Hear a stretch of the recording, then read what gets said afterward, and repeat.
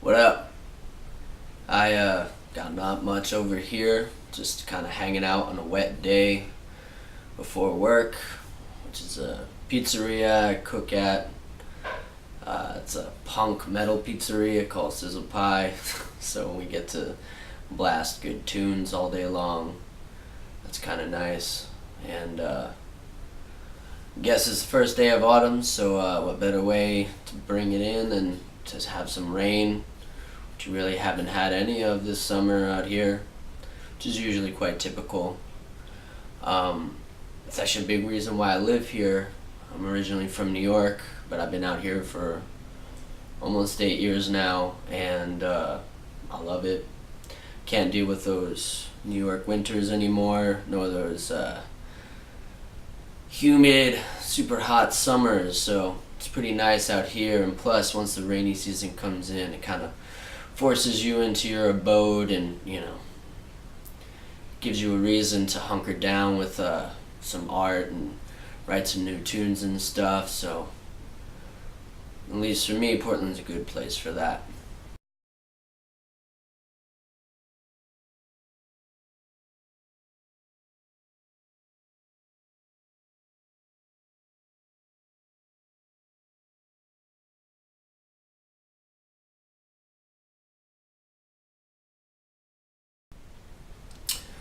I not sure exactly how I came across this sound. I indeed have a lot of, not even necessarily influences of music in my life. I mean, I do, but I listen to a lot of different music. I started listening to punk at a young age. I mean, even before that, like my mom's best friend was this metalhead, and was giving me metal at a really young age. So in elementary school, and people were listening to like Disney songs, I was listening to like Maiden and Megadeth, and, Sabbath and stuff like that. And so by the time I got to like middle school, I was already finding my own music, listening to punk and stuff. And so it's been a long time listening to punk and hardcore. So over the years, I'd start to branch out, so I never got sick of music, and I really got into a lot of folk. And I grew up in the 90s, so I love a lot of 90s music. Obviously grunge, is a part of that. And it's not like I try to take on styles of music. It's more natural than that. I mean, these are styles of music that have been part of my life, since I can remember. So in writing a song, I'll kind of think about a general vibe, what the lyrics might mean to me, and then maybe like what kind of aesthetic quality it could have, and kind of let it just take form from there. I absolutely love musicians like, Songs Ohio, like Jason Molina is one of my all-time favorite songwriters. But, I couldn't just sit there and write really dark folk music the whole time, because, I probably have ADD or something like that. So, I let songs take form as I see fit. I don't think I necessarily want to like confine myself to just one style of music that's like a folk punk grunge kind of thing. But nevertheless, I think the songs will always sort of take their own shape as I, feel the mood fits and resonates with me.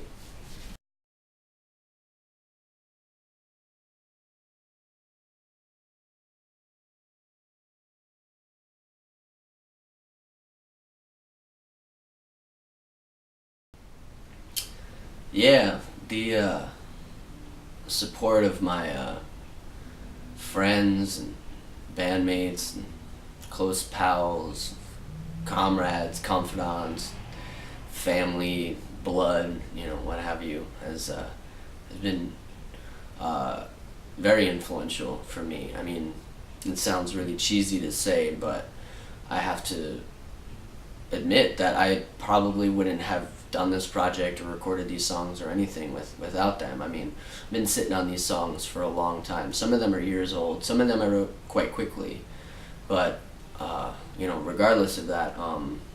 Like for instance, last summer I went on tour in my other band, Carrion Spring, with Sednan Sesiata from France, and we became very close friends after that tour. And afterwards, we're all going through the post-tour blues as it goes, and I got an email from Charles, one of the guitarists of Sednan, and he said he was going through some Carrion Spring videos to remedy it, and came across a video of mine, which was just me, one night. I was a little drunk at an ungodly hour, by like 3 a.m. or something, and no one was home that night in my house, and so I was just kind of, blaring some of my songs, and decided to just hit record on my computer. Some shitty quality of a video, but he nevertheless said he liked the song and asked if I would record it, and I said, yeah, sure. And he said, if you have other songs too, you should record them. And so that kind of started me thinking maybe I should, and that's coupled with meeting David Norman on the internet.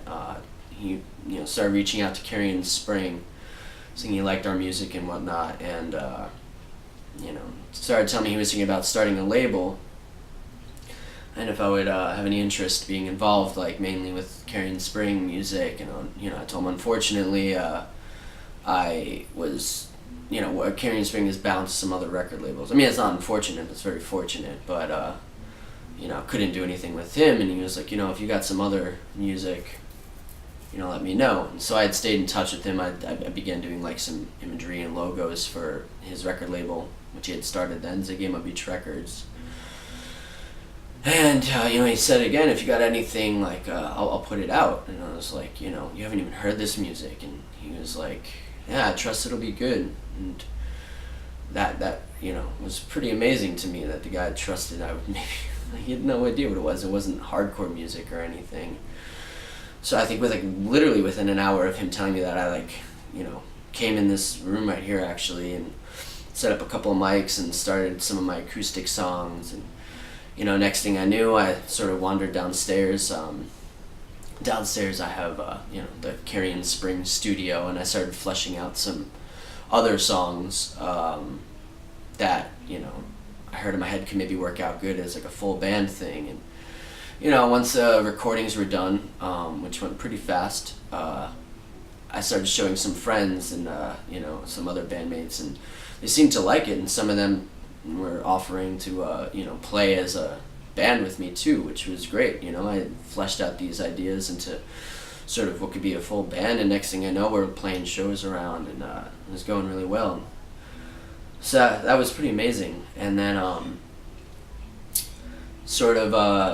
right after the songs got sent out, David decided to see if we could get any other labels involved, not just Zigema Beach Records. And a close friend of ours, Antoine, he runs Steve and Sand Records out of France, and I've known him for several years now. His old band Assez Tomor went on tour with my friends, and we share some bandmates too, Kid Crash in Europe, and so they stayed in touch. And Antoine stayed with us out here one summer, and then stayed a few other times with us, and got really close with him, and he decided he wanted Steve and Sand to put it out as well. So that was pretty amazing, to have some sort of European presence with this, and the fact that Antoine showed interest as well. And I only know him through hardcore, And then David knew Jake, who runs, I believe it's Ancient Injury. It seems like some people have been saying right now Grains of Sand Records, but unless he changed his name, I'm pretty sure it's Ancient Injury. That's the U.S. side that's putting it out. Zigema Beach being the Canadian side, and so kind of knew David, and David brought him in on it. But overall, it's been amazing since the songs have gotten out there in the world, online and whatnot. I've had friends in other bands that I've met on the road, or old friends, across the country, out here, wherever. Kind of going out of their way to tell me that they've listened to the album and they've really liked it. And and I didn't really expect that at all. Not that I expected to make shit music, but I didn't really expect that people would actually care. You know, it's a personal endeavor, and you know, it's kind of just more for me, and I accepted that. You know, I didn't have a band like Carrion Spring or something where you write songs with other people, bounce ideas back and forth, and you know, you can be sure of what you're releasing at the time. I wasn't really so sure of what I was doing. Man, I guess I'm never that sure of what I'm doing. I just kind of go for it though, and to find out that what you're doing is liked by people that you trust and that I really love, you know, is everything to me, and I'm, you know, so very grateful for that, and has made me already start preparing and writing new music for another album. Like I'm really excited that people that I care about are excited for it. So it's a feeling that I cannot put into words.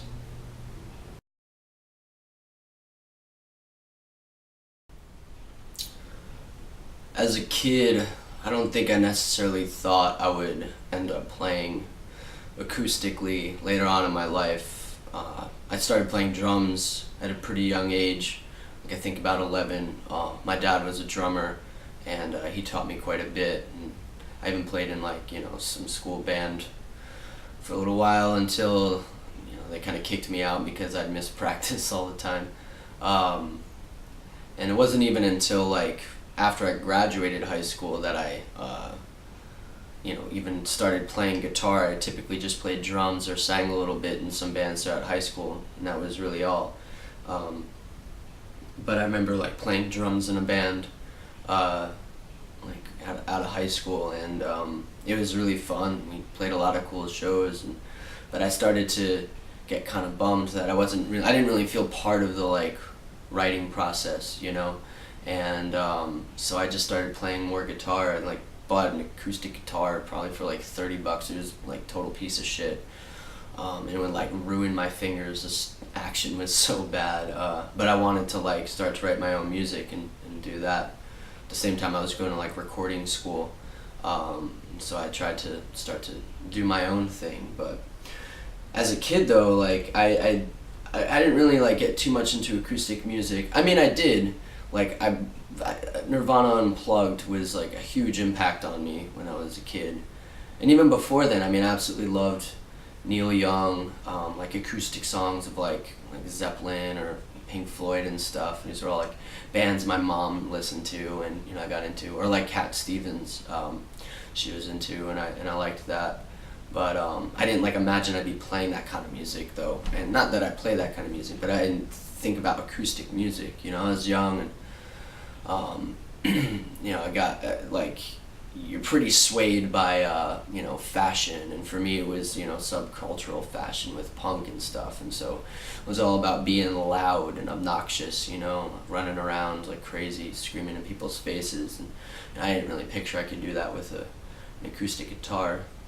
Though at the end of high school, I remember, you know, I was really into that band Cave In, and the singer-guitarist Steve Brodsky, I found, you know, put out some solo albums, and I ended up eventually really liking it, and that might have influenced me a little bit too when I first started playing acoustic guitar. But you know, I think like over the years, it's you know, it starts to satisfy something else. Like playing acoustic guitar, especially solo, you know, leaves you extremely vulnerable and open to people, and it's tough, you know, like.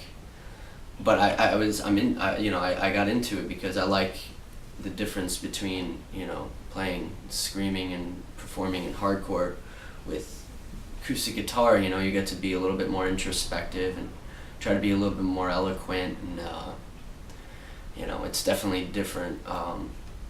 And I don't think when I was a kid I could picture myself ever doing that.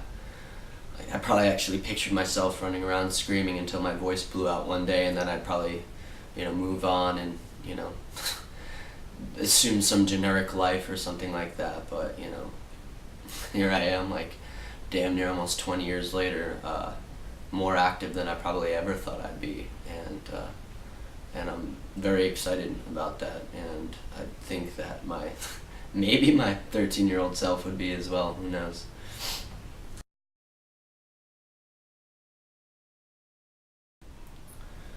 Someone I'd like to collaborate with. Well, maybe it'd be best to present two different scenarios.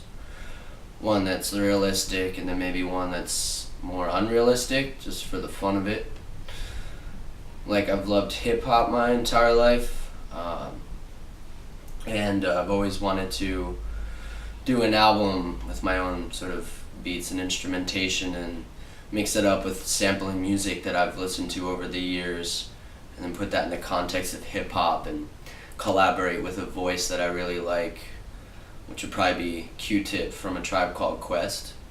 So that'd be pretty tight. But more realistic would be my friend Sonia, who plays drums in a band out here. It's a pop punk band called Our First Brains, and they're pretty good. And she's in a more recent project with her partner, and they're like a 2/3 female band that's like feminist and queer oriented with a lot of fury behind it, and they're sick. And I met her a few years ago. We were asked to play in the band kind of like Spitting. I played drums and she played bass, and we worked really hard for a few months, learning all the songs, and then did a full US tour. And like pretty early on in the tour I had to quit. I just like could not tolerate the main member of the band, and she followed suit with me, and we were mainly just bummed the fact that we couldn't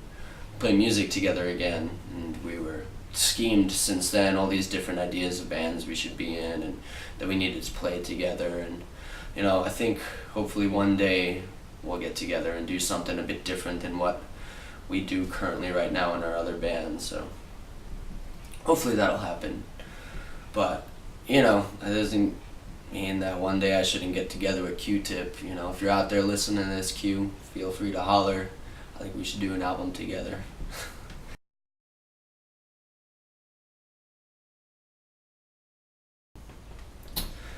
Well, I see this first album as kind of as a major step forward for me. Like I said before, some of these songs I had been sitting on for a while, and I'd hardly ever recorded them before ever. And so as I started laying them down, I'd listen back and I'd say, "Oh crap! I should actually change this part, or I should rewrite this melody or something." And as I did that, I it would sometimes like change the entire vibe of the song. And as I said, got through a couple of songs like that, I'd think like, oh man, I should kind of write a song in this vein, of this vibe that I'm kind of getting from these songs now that I changed them. And as I'm recording, I just kind of go off, write a song, and then record that, and record a couple of the new jams that I felt really accompanied these old ones. And so when it was all said and done, and I had the whole enchilada in front of me, I listened to it from beginning to end, and kind of felt like, wow, I've starting to see, feel like a concept coming out of this. And it's obviously in its nascence, but nevertheless, like I kind of started to feel like I had a direction to move into. I saw what it was beginning to create, and it'd be great if I could get enough momentum to do like two separate records, like one record that's specifically that sort of punk, like you were saying, kind of grunge sound, and explore with that, and have full instrumentation, like full band, maybe write with the guys I play live with, or just go back into the studio this winter and play all the instruments on it, or do a separate record that's like just that sort of disregards all other instruments and just plays the one track of acoustic guitar and one voice, like not even a second guitar track or harmonies, even just try to do some solid songs, like kind of in the vein of folk, something that gives you a feeling of like a late night, an early fall, like in your backyard, like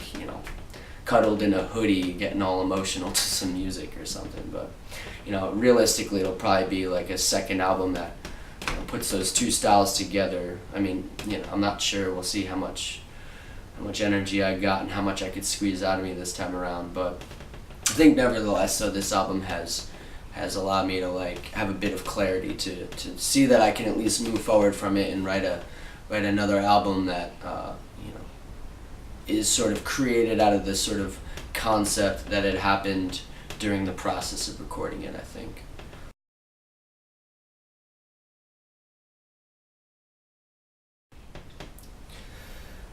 I think next for said Goner is just going to be another full length. I've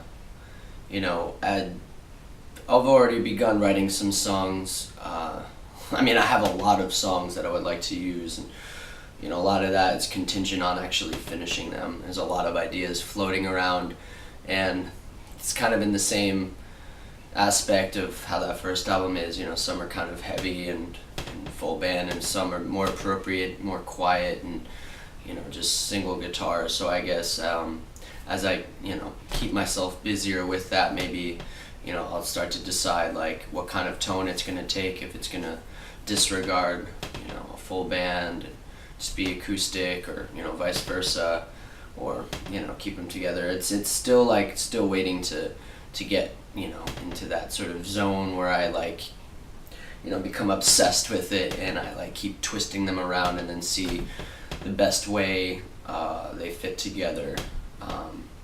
But tonight, right now, is a perfect opportunity for that, to be honest, because Carrion Spring shares members with some other bands, like our guitarist Lee and our drummer Sam are in another band called Lee Corey Oswald. They are on a almost 2-month long tour across the country, and so we're not playing for the next couple of months. And John is in school, the other guitarist, and he also plays in Kid Crash. They're pretty inactive right now, but they have a new album coming out fairly soon, so maybe he'll get a little busy with that for a minute. Who knows? We'll see how that goes. But and I work on a lot of art outside of this, and I also within the year should be going back to school to get my master's degree. So it's not just music. There's other projects going around, and I think because music and art has been my life, I've done a pretty good job of understanding how to keep them all separate, and when it's appropriate times to work on one or the other, or even certain times that work on them together. If one of the bands got phenomenally big and had to tour a bunch, I'm sure one of the others would have to sort of go on hold for a minute. But I don't really foresee that happening, at least not yet. I doubt it. But anyway, I don't think it'll really affect Carrion Spring that much, and I also don't think Carrion Spring will affect it either. They'll coexist in my life.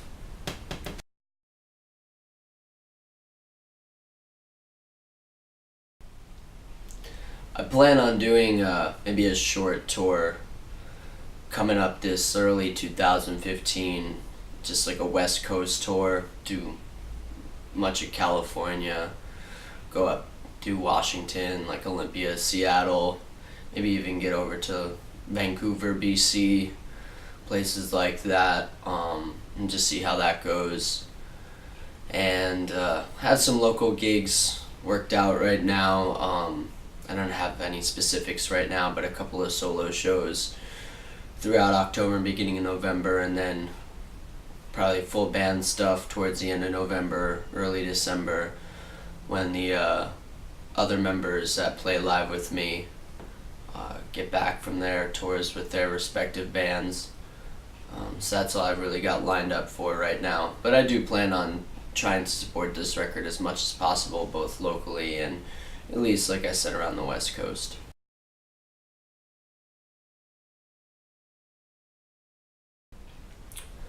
The furthest Carrion Spring has ever toured to is pretty much just the whole U.S. This past summer we got out to the East Coast, doing New England and all the way down south. And we did actually get up into Canada and played Toronto and Montreal. Montreal probably being the furthest point, and it was also an amazing show as well. But Carrion Spring hasn't played Europe yet. We plan on it, hopefully this coming year, especially considering that we have a split release coming out with Sed Non Satiata So we got to get out to at least France and hopefully do most of Europe. John, our guitarist, actually has with his band Kid Crash, but none of us, the rest of the members, have. And so we're getting pretty antsy to get out there. Hopefully this coming spring or fall in 2015 we could get out there in Europe and do a solid tour.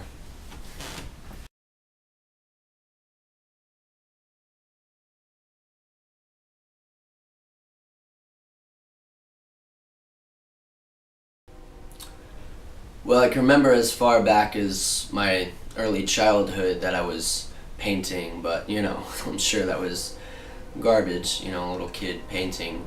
But I was encouraged in my household to paint and to make art. My dad's side of the family was artist. His brother was a painter. His father was a woodworker and sculptor. And my mom's side of the family had a bit of art, like mainly her father was a singer, actor, very serious in Broadway.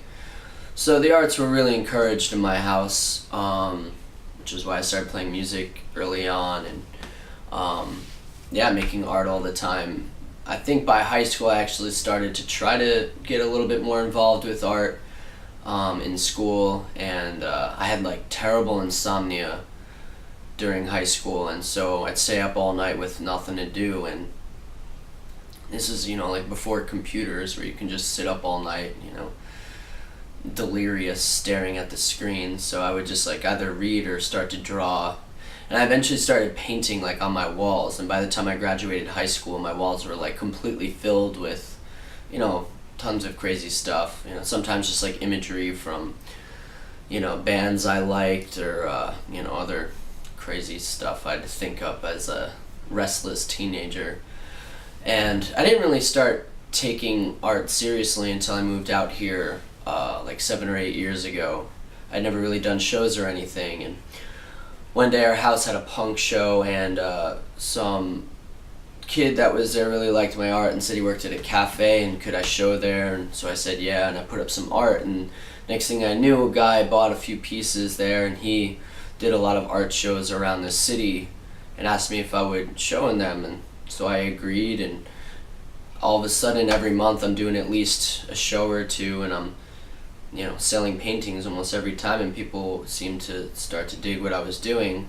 But simultaneously I was at Portland State University studying international development, and I took a lot of studying constantly. It was like a lot of politics and economics and sociology, and I was beginning to paint a lot more than I was studying, and I didn't want to compromise my grades or performance at school, so I decided to switch to art, and that's when I really started taking it seriously. I was studying a lot of figurative drawing and painting and studying, the masters and that for a little while, and then I got accepted into the Bachelor of Fine Arts program, and I had teachers that sort of pushed me much beyond just drawing and painting and trying to adopt a lot of postmodern theory and tried a little bit more like social practice and working with mixed media and trying to become a little bit more radical in my art making, and that was really inspiring. And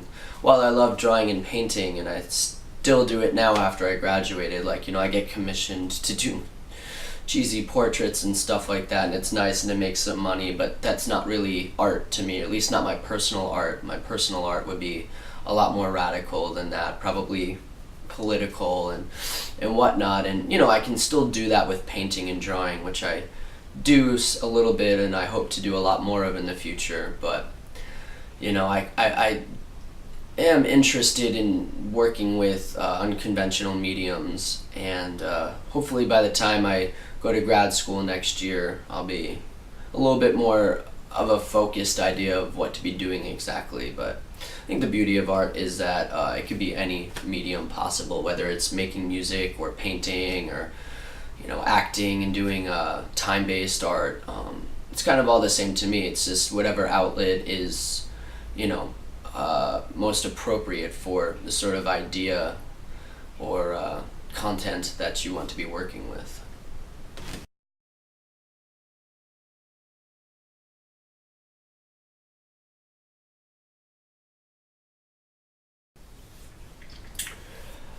I don't know if I like represent one specific technique, if that's what you're asking. But I mean, aside from just drawing and painting, which, you know, I guess I've adapted my own techniques over time, I still see myself, I don't like see that as sort of contemporary, as being a contemporary artist.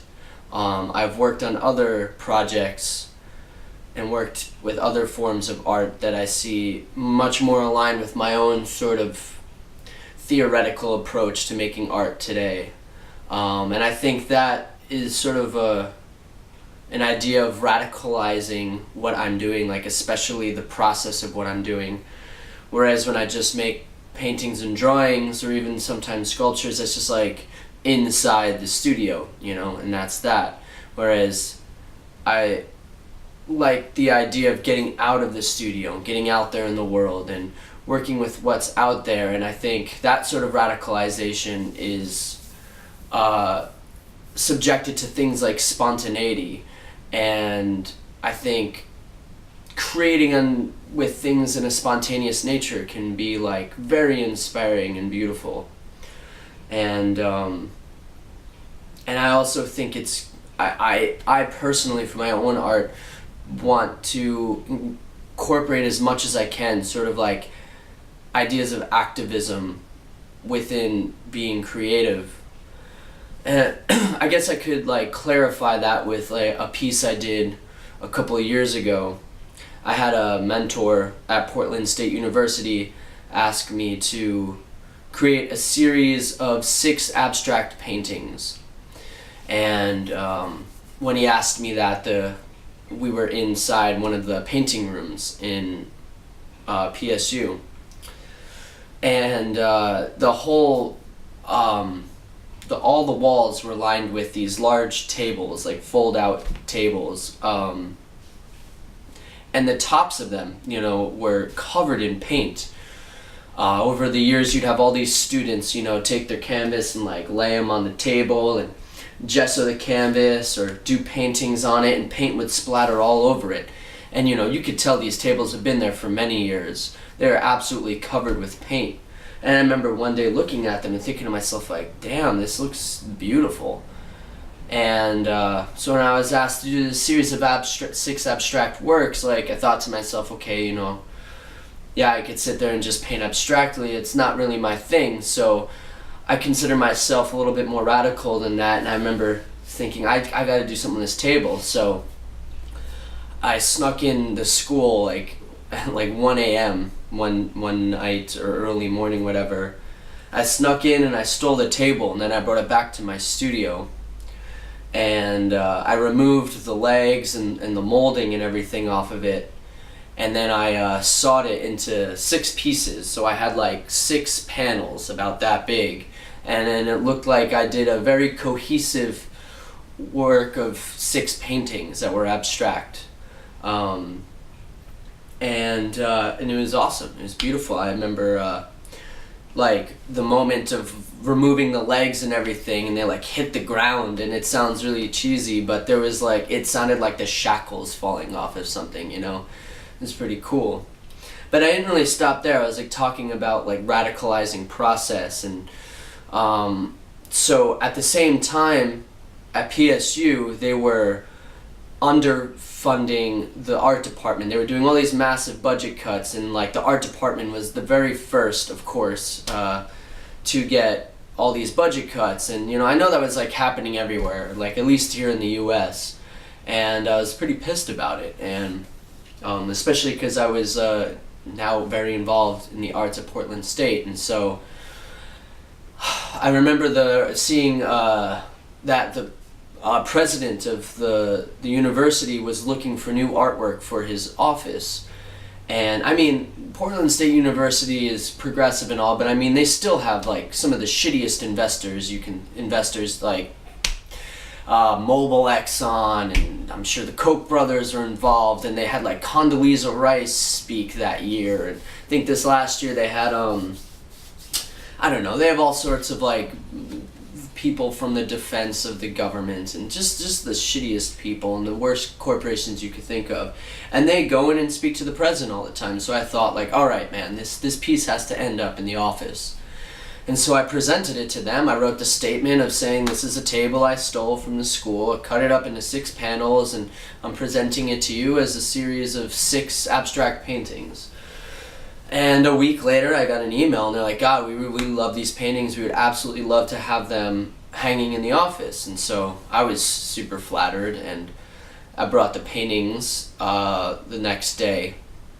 And I was giving them to the secretary, and she goes to grab them, and she's like, God, these are so heavy, you know, these tabletops are really thick. And she's like, what did you paint these on? And I'm like, I didn't paint these at all. Did you guys not read the statement? And apparently no one read the statement. They just, she said that the president's wife is the one that picked out all the art, and she picked it out because she simply thought it looked nice. And so they explained to the president how the piece was made and everything, and he thought it over for a little while, and he said, you know what, I really like that. I think we should have this in the office still. And that was amazing to me. I thought personally, like, I was gonna get kicked out. They were gonna say, like, oh, not only did you steal from us, but you, like, you marred our property, like, get the hell out of here. And so that was pretty amazing. And it was such a success for me, like, not only did I make something that was aesthetically pleasing, but it pulled me out of the studio. I got to, like, look at things which are seen as a table and make other people not only see it as a table anymore, but see it as a piece of art. And I got to take something that was, like, pretty much at the bottom rungs of an institution and bring it up to the very top, and now have it seen as something as fine art, completely removed from its, like, menial objecthood, and now it's fine art. That was amazing. But as, like, far as making art that makes me feel freer, though that's really thrilling, and I love working, like, art that's out in the real world, I do have to say, just working on paintings and drawings, whether it be in my studio or for, like, I go outside and, draw from life, which I like to do a lot. I think that is where I feel most free, because it has extreme meditative qualities to it. Sometimes I can work on a drawing or painting for 6 to 8 hours straight, and it's, like, transcendental. I mean, as, like, hippie as that sounds, it, like, completely is, and, like, removed from all of the crap of, like, modern society, and, like, I don't touch technology, and I don't think about things that are going on. Or, I mean, maybe if I'm working on a political piece, I'll, like, think about sort of modern politics, but, like, other than that, it becomes so meditative, and it's just you and working on something, and that is maybe where I'm most meditative and I feel most free. So somewhere down the line I'll figure out how I can balance the 2 different forms of art, but I think at this point right now those represent my current techniques of making art.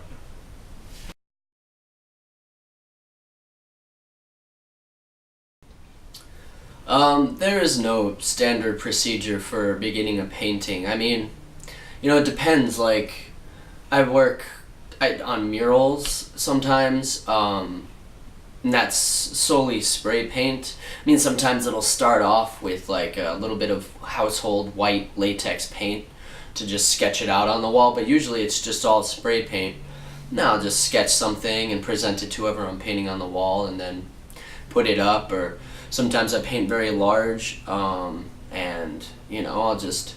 Well, I guess one thing is I rarely work on just typical canvas. A lot of times I try to salvage materials. Like, I'll go to thrift stores, or there's a store out here in Portland called Scrap, which collects old materials and then sells it for a very cheap amount. And I'll go and buy, like, huge amounts of linen, and then I'll gesso them really well, and then attach them to a wall in my studio, and then paint that way. But I mean, it depends on what I'm working on. I'm just doing very typical painting. I mean, if I'm doing commissioned work, I guess, like, for someone, a lot of times they'll just want a canvas, and I'll either buy like a pre-stretched canvas, or I'll go buy canvas and stretcher bars and stretch it myself and gesso it myself and everything.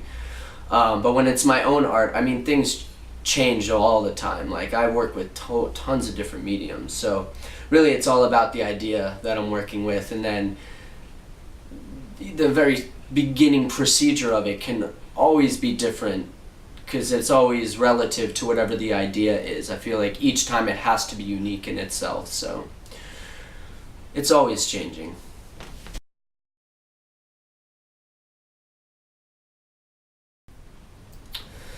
I don't think I have my own style per se. At least it's not completely intentional.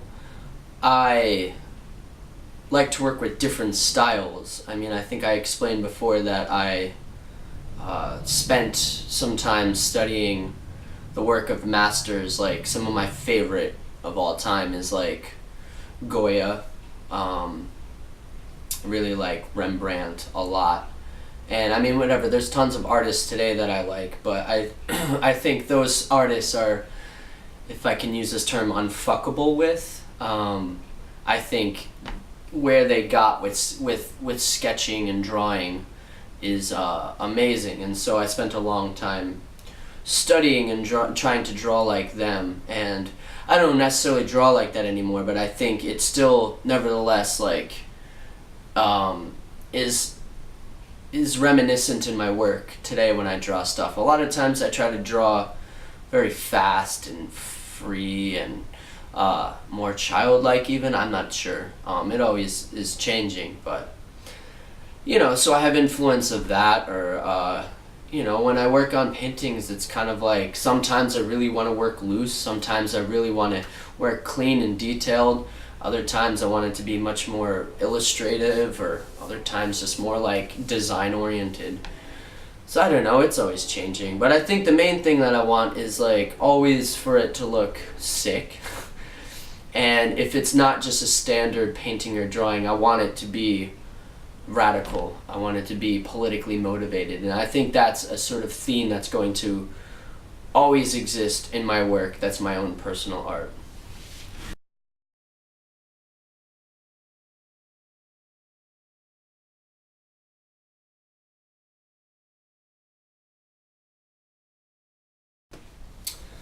Yeah, I listen to music while I work. I'd say like 60% of the time I'm working on art, I'm listening to music. 30% of the time I'm listening to the news or talks by, you know, professors or other artists or philosophers, or, you know, like political critics and stuff like that. I don't know, whatever. And then 10% of the time is just silence, which happens. You know, every once in a while I'll be so deep in a painting that like an album will have finished playing, and it'll be like an hour later, and I won't even realize that I've just been sitting there in silence. And that's nice sometimes too, but music is usually playing more often than anything else when I'm working on art. And I definitely listen to like all styles of music. A lot of times, especially when I'm working on longer paintings, it's very easy for me to just put on post-rock or you know, some jazz or classical music, stuff that's not so fast, and you know, songs are really short. I like to listen to very drawn out music while I'm painting, but I mean, that's not always the case. I mean, a lot of times I listen to singer-songwriter music because I just want to sing along to stuff, or sometimes I'll be making a painting that's really aggressive, and I'm like, want the aesthetic to be messy and sloppy, and you know, you can't help it. You put on some crazy screamo or something like that, and then you're all running around and, you know, pretending there's like a, you know, the breakdown is what's creating this. That sounds stupid, but you know, it actually happens sometimes. And I think in that respect, like, music is absolutely linked to art. I mean, you just look at like the advent of jazz, and I mean, that completely influenced a whole movement of art. And so now I don't think the art that I'm making is like completely influenced from hardcore or punk or anything like that. But I mean, for myself, while I'm working on it, you know, I have to have music playing. Like, I'm trying to be expressive, and certain music like really makes me emotional, and that can add to the expressiveness of work, I think.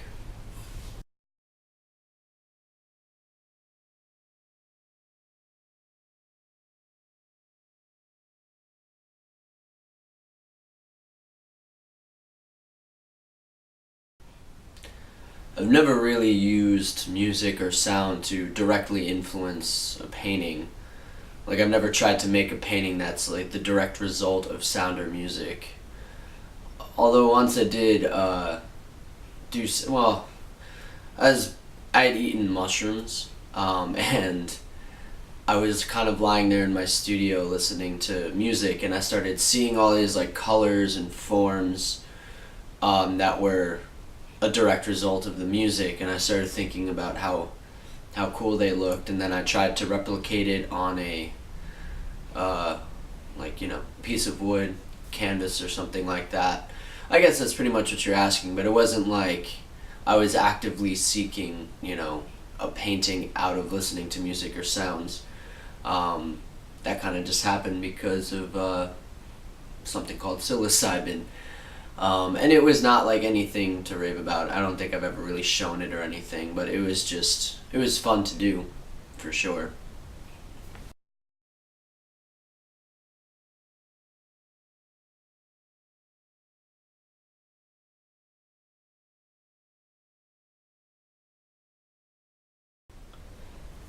So I realized in the duration of filming these, which has taken like about a week or so, it seems, um, my roommates have put a new television in here. But don't think that I've like some crazy OCD or anything like that, and I'm changing my televisions around constantly. And I haven't even watched television in like 15 years or something.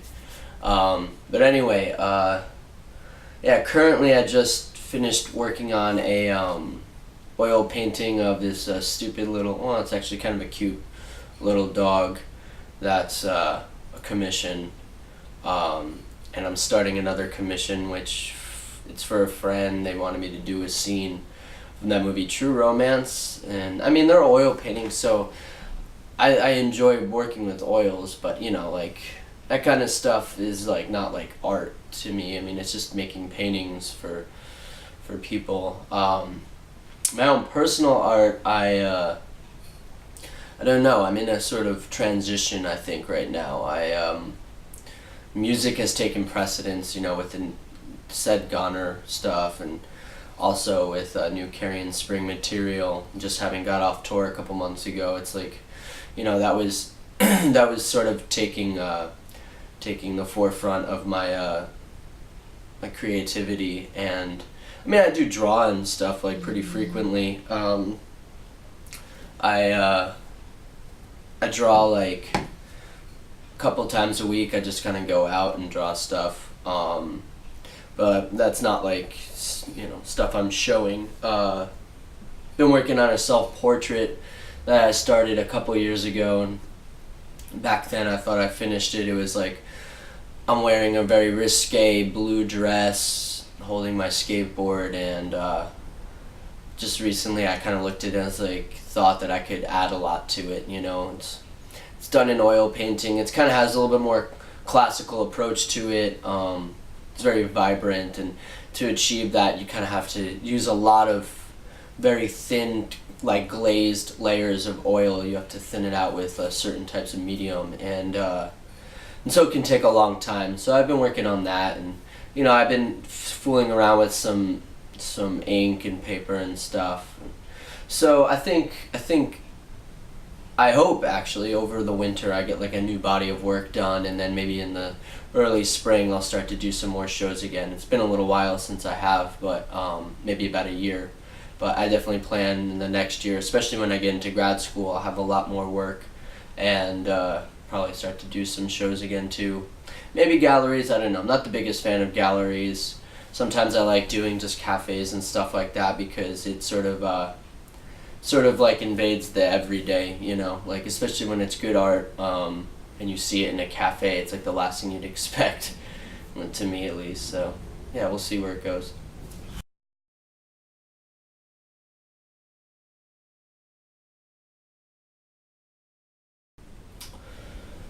Man, my favorite painting, I don't know if I have a favorite, but one that I really liked, and it was more like I really liked, I mean, I still love looking at it, but actually doing it was maybe the best part of all. Was it's one painting. It's about, I think, like 14 feet long and about 6 feet high, and it was a collaboration I had done with I think she was 10 at the time. She was a friend of, well, she's like my friend's daughter, but she's a very good friend of mine too. This little lady, Misha, she's the cutest, best person ever. And while I was in the BFA, I decided to do this large collaborative mural, and I decided to make the sort of content around the idea of life and death under capitalism, which is pretty broad, but it's a kind of thing that you wouldn't really talk about, you know, with a 10-year-old. So I thought it'd be pretty interesting to make all this imagery. And it moves very much in like a delineated fashion from like sort of, you know, birth to death, and you know, all this like sort of corruption in our lives. And so as I'd go through it, I would discuss it with her, and I kind of made it so the bottom was sort of all the imagery I was working with, and the entire top was hers, and I asked her to just like respond to it. And after a while, she started just, you know, I'll never forget it. She like, you know, told me two things. She said, rather than draw things, I kind of want to just express myself with color. And I was like, okay, that's beautiful. And then she said one other thing. She was like, you know what, Adam, I also think that we should make it a rule that anything we do is never a mistake on it, and we'll just say it looks beautiful. And I just basically just gave her biggest hug. I was like, that was the best thing you could have ever said. So I spent about, I think she worked on it for about between 8 and 10 hours, and watching her paint and watching her respond to the stuff I had painted was, God, it was such an incredible experience. So, you know, I could probably give you guys a picture of that too, so anyone that's watching this can see what that painting looks like, because I really like it a lot. And the one behind me, I did that a few years ago. It's basically just kind of like very simple idea of like herd mentality, you know, kind of have the masses here, the sheep, you know, as they say, and then you have this one looming figure up above, and it's sort of this precarious moment with this guy coming down with a machete, and you have this sheep right here, and there's like sort of this moment of clarity that something fucked up is gonna happen. And behind the TV, you know, looks like there's droves of sheep possibly running. So I don't know. It's this moment where, you know, something bad is gonna happen, but you know, there's a possibility that something could happen against this sort of single entity up here. I think it very much represents, you know, sort of society like corporatocracy, and you know, the sort of capitalist society we're a part of today with the, you know, the herd and all that. So I can't remember what this is called, sheep maybe, something like that. But yeah, it's a few years old.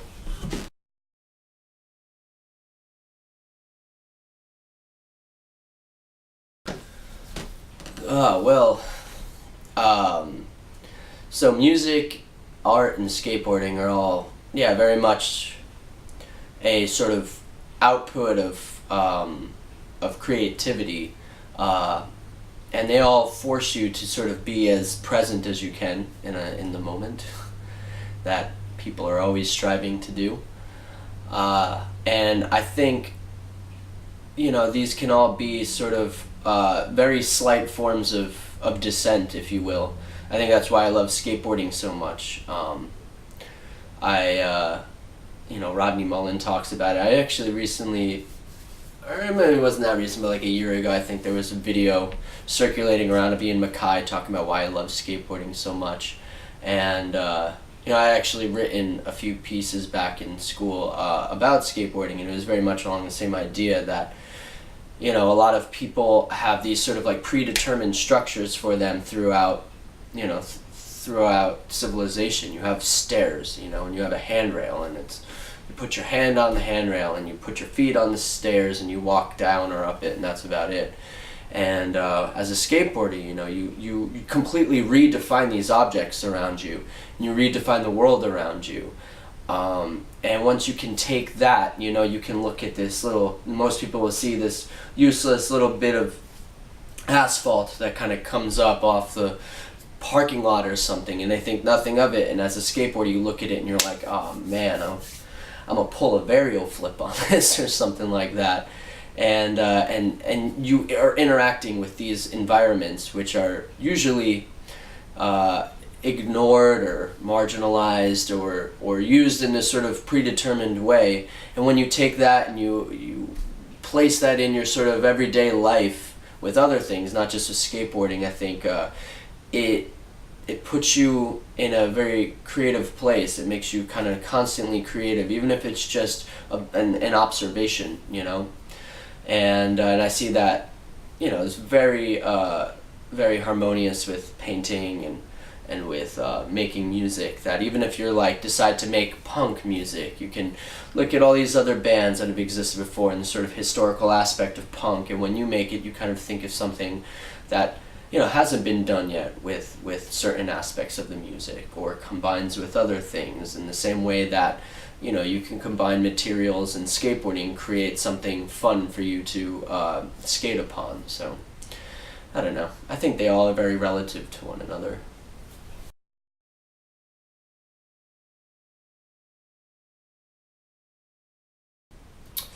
Gosh, my inspiration of skateboarding is it's been something that's been a part of my life since I have like my earliest memories. I had an older cousin who was a surfer, skateboarder, snowboarder. He like rode for companies and stuff, so he'd constantly give me boards and whatnot. And I remember the first deck I had, I was in elementary school. I think I was like second grade, maybe even younger than that. And it was like a Santa Cruz.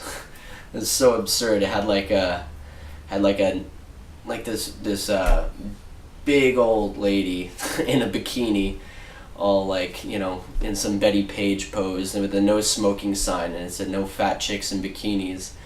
And that's something I would absolutely not sport now, but when you're a kid and your cousin gives it to you, it was pretty cool. It was something a lot of our friends got a joke out of as well. But since then I've been skateboarding, and I've never taken it that seriously.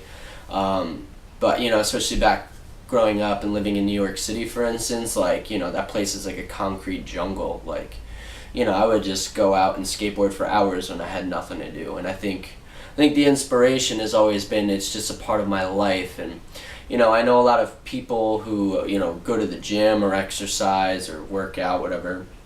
And that's my workout, that's my punk rock workout. That and like, bicycle, and then like shredding on stage whenever we play shows. Like that's how I get my exercise. And so I like the idea, on like one hand, I like go out for an hour or two and I get to, interact with my environment in a way that's different from everyone else. I'm getting good exercise. I'm also keeping my mind going because I'm still constantly trying to work on tricks and learn new tricks or perfect old tricks. And then simultaneously you're flying down the sidewalk and people are still frightened of you, and they jump off the sidewalk, get out of your way and stuff. And that's always kind of fun, like being in my early 30s now and still having people older than me, or, at my age at this point, still see me as some like, punk ass kid that like might not want to fuck with them. So I think that's why skateboarding will probably be a part of my life, all of those factors together.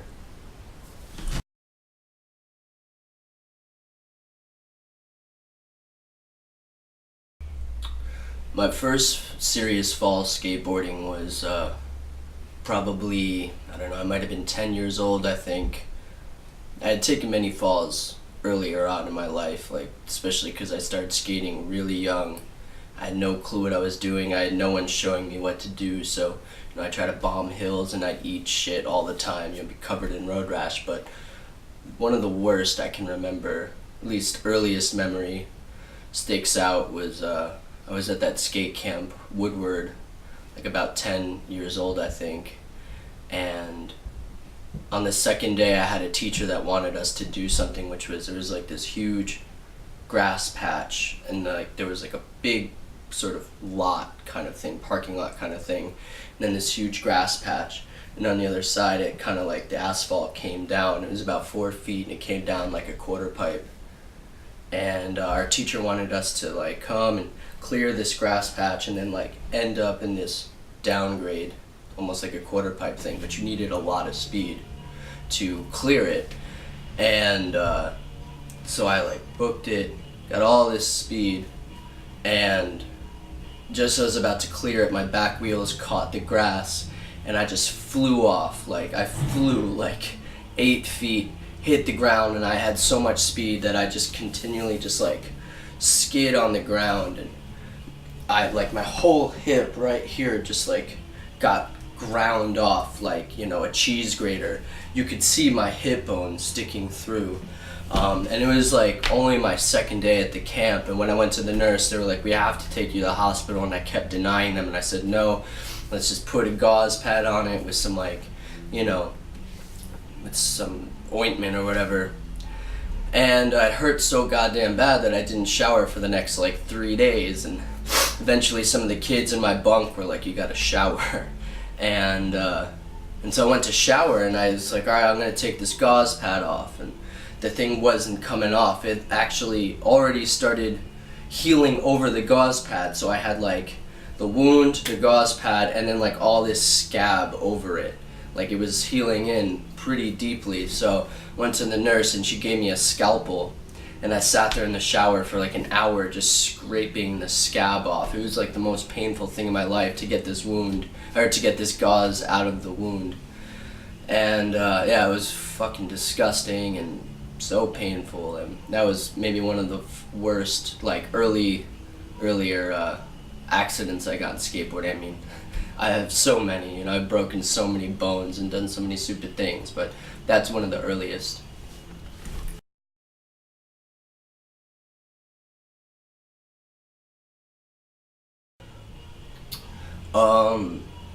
Recommendations for widening your perspective and influence on music. I mean, that's tough because, for one, I'm old enough that I came from like a different generation of where I found music. I didn't have the internet. Computers did not exist in our households when I started going to shows in my early teen years.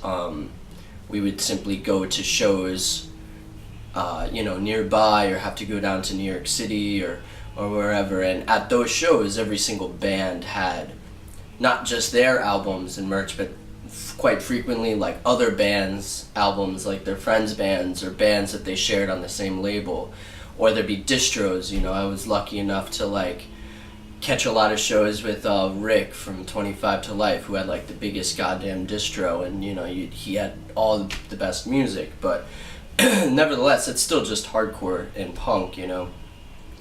I grown up in a lot of different styles of music, and I still to this day like listen to those styles and try to find more music within those styles, like whether it's jazz or indie rock or hip hop, whatever it is.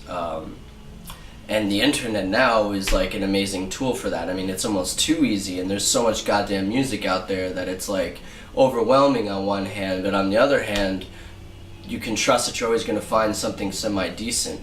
I mean, anything from like Spotify or Pandora or Last FM, those things are great, to like actually turning on your friggin' radio, finding out local radio stations, and listening to it throughout the day. Sometimes you'll catch some really good stuff.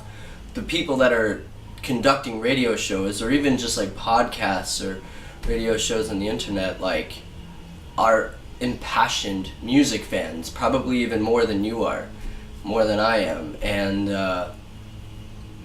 so it's great to hear the music that they know and give stuff a chance. You know, sometimes you get something and it's really easy to be judgmental right off the bat. And you give it a couple more listens and you realize that, you know, this music could be a lot better if you just you know, drop preconceptions of, oh, it's not, this dumb music, so screw it. But also, you know, like, I think it's very important to experience this stuff in real time, just because everything is so easy now with a click of a mouse or whatever it is.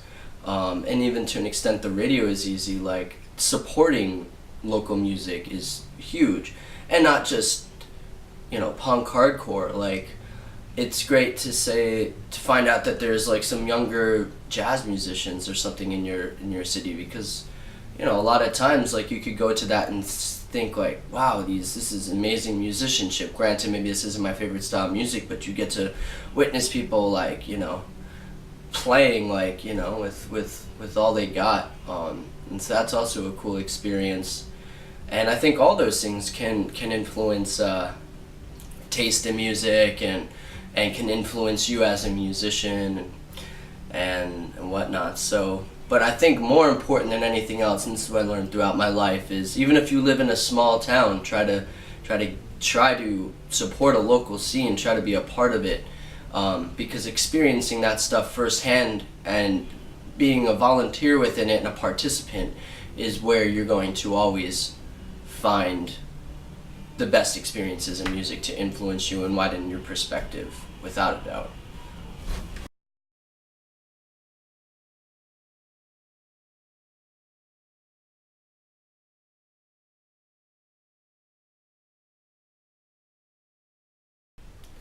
Well, thank you very much, IDIOTEQ, for this opportunity to speak about things that I've been doing my whole life and have been involved with.